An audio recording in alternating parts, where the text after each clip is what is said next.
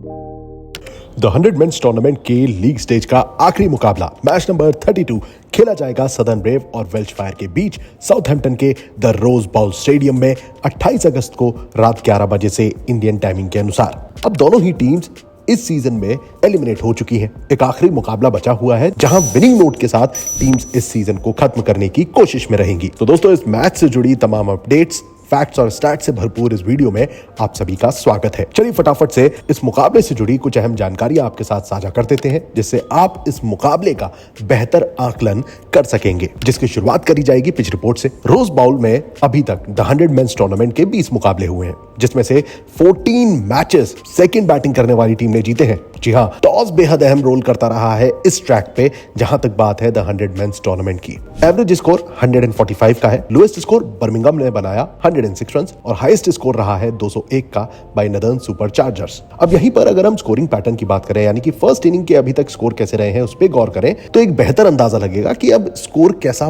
रह सकता है। जैसे कि 100 से 120 के बीच 4 बार स्कोर गया, 121 से 140 के बीच 7 बार, 141 से 160 के बीच 5 बार, 180 से 189 के बीच 2 बार और 1 बार स्कोर 200 पार गया है। अब यहीं पर अगर हम बॉलर्स के प्रदर्शन की बात करें तो द रोज बाउल साउथहैम्पटन में अभी तक 2024 के बाद से जो 7 मुकाबले हुए हैं उसमें 72 विकेट चटकाए गए, 54 विकेट पेसर्स ने और मात्र 18 विकेट स्पिनर्स की झोली में गिरे हैं। यानी कि ये जो ट्रैक है ये अमूमन पेसर्स को तवज्जो देता रहा है। और यहीं पर अगर हम टीम्स की बात करें तो सदर्न ब्रेव का तो ये होम ग्राउंड है, जहां पर उन्होंने 19 मुकाबले खेले हैं और 12 मैचेस में जीत दर्ज करी है। वहीं वेल्श फायर अभी तक एक भी मुकाबला नहीं जीती है। जी हां, 4 मैचेस वेल्श फायर ने यहां पर खेले हैं और सभी मुकाबलों में हार का सामना किया है। अब यहां तक बात है हेड टू हेड कंपैरिजन की, यानी कि द 100 मेंस टूर्नामेंट की अभी तक की हिस्ट्री में जो 9 मैचेस हुए हैं उसमें भी सदर्न ब्रेव का अपर हैंड नजर आता है। 7 matches out of 9 southern brave के नाम रहे हैं। ऐसे में वेल्श फायर की स्थिति अभी तक डामाडोल ही नजर आती है। और जहां तक बात है पॉइंट्स टेबल की, खैर अगर आप एक बार गौर करें तो वेल्श फायर इस सीजन सबसे निचले पायदान पर रही है। 7 में से अभी तक सिर्फ 2 ही मुकाबले जीत पाए हैं। हालांकि सदर्न ब्रेव भी कुछ बेहतर पोजीशन पे नहीं है। 7 में से 3 मैचेस इनके नाम रहे हैं, लेकिन जब हम दोनों टीम्स को कंपेयर करते हैं तो सदर्न ब्रेव थोड़ा बेहतर पोजीशन पर नजर आती है। और वो क्यों?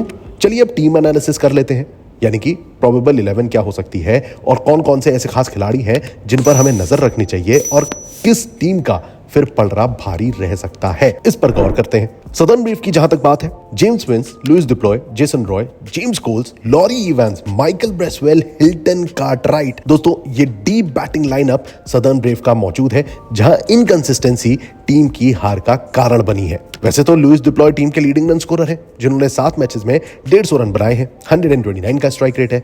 इनके बाद आते हैं जेसन रॉय, जिन्होंने 7 मैचेस में 128 रन बनाए हैं 114 की स्ट्राइक रेट से। अब इन 2 बल्लेबाजों के अलावा लॉरी इवांस, जैसा मैंने नाम लिया, 120 रन जोड़ चुके हैं 146 की स्ट्राइक रेट के साथ। हालांकि टीम में जेम्स विंस, माइकल ब्रेसवेल जैसे खिलाड़ी भी हैं। हिल्टन कार्टराइट ने रिसेंटली बड़े रन स्कोर किए थे, लेकिन एज अ यूनिट टीम अभी तक परफॉर्म करती नहीं दिखी है। जहां तक बात है गेंदबाजी की, तो आर्चर और क्रेग ओवर्टन 2 ऐसे बॉलर हैं जिन पर यह टीम भरोसा करती नजर आई है। ऋषि टोपली ने भी हालांकि शुरुआती कुछ मुकाबलों में विकेट लिए थे, लेकिन आमतौर पर क्रेग ओवर्टन टीम के लिए विकेट चटकाते दिखे हैं, जिन्होंने 6 मैचेस में 8 विकेट चटकाए 8.7 की इकोनॉमी से। वहीं आर्चर के हाथ लगे हैं 8 विकेट 6.6 की इकोनॉमी के साथ। तो दोस्तों, जब हम ओवरऑल इस टीम को एनालाइज करते हैं तो यहां पर टीम के पास कुछ ऐसे ताबड़तोड़ पावर हिटर्स मौजूद हैं जो कि बड़ी हिटिंग करना जानते हैं, लेकिन एज अ यूनिट ये परफॉर्म करने में सक्सेसफुल नहीं रहे। On the other hand, when we talk about Welsh Fire, जो कि इस सीजन सिर्फ 2 ही मुकाबले जीती है, Stephen Eskinazi, Steve Smith, Jonny Bairstow,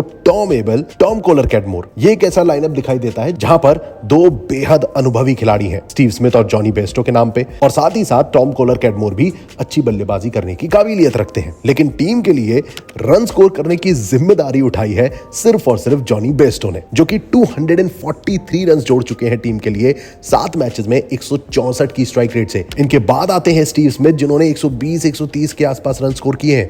यानी कि यह दर्शाता है कि बल्लेबाजी में सिर्फ एक ही ऐसा खिलाड़ी है जो कि मैदान पर रन स्कोर करने की जिम्मेदारी लिए है। गेंदबाजी पर आते हैं भाई यहाँ पर टीम के पास Chris Green, David Payne, Josh Hull और राइली मेरेडिथ के ऑप्शन हैं। ये 4 गेंदबाज ही टीम के लिए निरंतर अंतराल पर विकेट चटकाते दिखे हैं, जैसे कि क्रिस ग्रीन जिनके खाते में है 11 विकेट, हालांकि 9 की इकोनॉमी है। वहीं डेविड पेन के भी हालात कुछ ऐसे ही दिखाई देते हैं। 9.4 की इकोनॉमी के साथ इन्होंने 8 विकेट लिए हैं। वहीं एकमात्र राइली मेरेडिथ हैं जिन्होंने 6.9 की इकोनॉमी मेंटेन करते हुए 5 मैचेस में 10 विकेट चटकाए हैं। Who has been the most effective bowler throughout the season for Welsh Fire. तो ओवरऑल जब हम दोनों टीम्स को कंपेयर करते हैं, भले ही गेंदबाजी में विकल्प वेल्श फायर के पास ज्यादा है, लेकिन यहीं पर पलड़ा जो है वो सदर्न ब्रेव का भारी रह सकता है अभी तक के मौजूदा स्टैट्स को मद्देनजर रखते हुए। और जहां तक बात है मैदान की, तो भाई सेकंड बैटिंग करते हुए जैसा मैंने आपको बताया 20 में से 14 मुकाबले सेकंड बैटिंग करते हुए जीते गए हैं। तो टॉस बेहद इंपॉर्टेंट रोल प्ले करेगा